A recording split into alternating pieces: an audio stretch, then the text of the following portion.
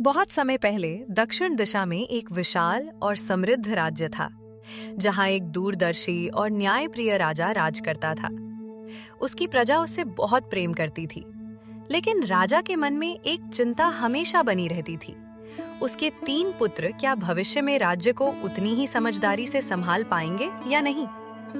तीनों राजकुमार बहादुर तो थे, लेकिन अनुभव और गहरी सोच में कमी थी। एक दिन राजा ने ठाना कि अब समय आ गया है कि उन्हें ऐसी सीख दी जाए जो जीवन भर उनके काम आए। उसने दरबार में तीनों पुत्रों को बुलाया और शांत स्वर में कहा, मैं चाहता हूं कि तुम तीनों एक विशेष नाशपाती के पेड़ को देखने जाओ, लेकिन एक साथ नहीं, अलग अलग समय पर। जो भी देखो, लौटकर मुझे सच सच बताना। राजा की आज्ञा पाकर सबसे बड़ा पुत्र सबसे पहले यात्रा पर निकला। वो ठंड के मौसम में कई दिनों तक जंगलों और पहाड़ियों को पार करता हुआ उस स्थान पर पहुंचा। जब उसने पेड़ को देखा तो उसका चेहरा उतर गया। पेड़ सूखा, टेढ़ा मेढ़ा और बिल्कुल बेजान सा लग रहा था।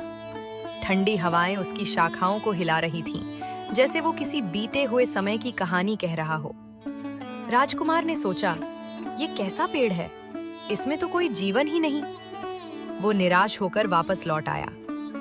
कुछ महीनों बाद दूसरा पुत्र वसंत ऋतु में उसी स्थान पर पहुंचा। इस बार पेड़ का रूप बिल्कुल बदल चुका था। उस पर कोमल हरे पत्ते उगाए थे और चारों ओर ताजगी छाई हुई थी। फिर भी उसमें फल नहीं थे। उसने सोचा, पेड़ अच्छा तो है, लेकिन अभी पूरा नहीं हुआ। वो भी अपने अनुभव के साथ वापस आ गया। अब बारी थी सबसे छोटे पुत्र की। वो गर्मियों के मौसम में वहां पहुंचा। जैसे ही उसने पेड़ को देखा, उसकी आंखें चमक उठीं। वही पेड़ अब घना, सुंदर और फलों से लदा हुआ था। मीठी खुशबू हवा में घुली हुई थी और पेड़ की शाखाएं फलों के भार से झुकी हुई थीं।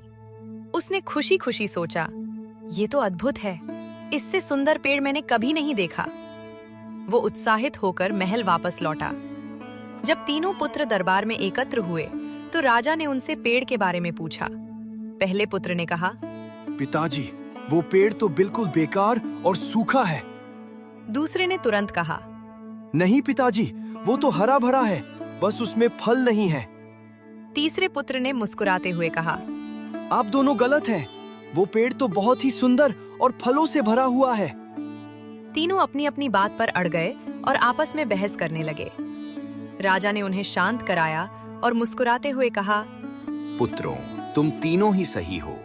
तुमने उसी पेड़ को देखा, लेकिन अलग अलग समय और मौसम में, इसलिए तुम्हारा अनुभव अलग अलग रहा। याद रखो, जीवन भी इसी पेड़ की तरह है। किसी भी व्यक्ति या परिस्थिति को केवल एक समय देखकर उसका निर्णय मत करो। बुरे समय में धैर्य रखो, क्योंकि जैसे मौसम बदलता है, वैसे ही समय भी बदलता है। और सबसे महत्वपूर्ण बात, अपनी बात को ही अंतिम सत्य मत समझो। दूसरों के विचारों को भी सुनो और समझो, तभी तुम सच्चे ज्ञान तक पहुंच पाओगे। राजा की बात सुनकर तीनों पुत्रों की आंखें खुल गईं। उन्होंने समझ लिया कि सच्ची समझ केवल देखने से नहीं, बल्कि सही समय, धैर्य और खुले मन से आती है। उस दिन के बाद तीनों राजकुमार पहले से ज्यादा समझदार हो गए और उन्होंने जीवन भर इस सीख को नहीं भुलाया।